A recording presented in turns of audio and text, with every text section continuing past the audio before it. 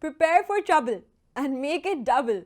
Unknown variable 1, unknown variable 2, creating confusion at the speed of light. Surrender now or prepare to fight.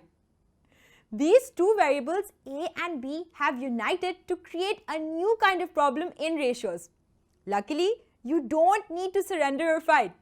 I'll teach you how to easily disarm them and get the solution you want. According to the given information in the question, we have to find this ratio. But you can see we have two unknowns in this ratio, A and B. Well, no worries, because we are given another ratio A to B equals 5 to 8.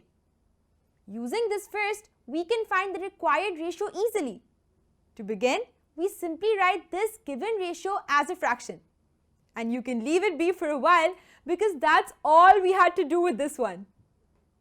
Now, consider the ratio which we actually have to find out and write that as a fraction too. Pay attention now. For the sake of getting A upon B over here, we are dividing both the numerator and the denominator by B, which after splitting the LCM can be written like this. It turned out exactly how we wanted it to be.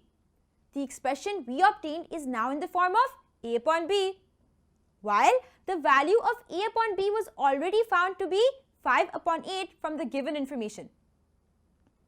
Do you see where I'm going with this? If we substitute this value here, our given ratio becomes free from unknowns. That's good news. All we need to do now is a little simplification and we'll be done. At last, we have the final ratio. And so, by following these steps, we found the value of the desired ratio of 3a plus 4b to 5a plus 7b to be equal to 47 ratio 81. What did we call this? Double trouble? More like no trouble at all. Maybe the next topic will present a bit more of a challenge for you.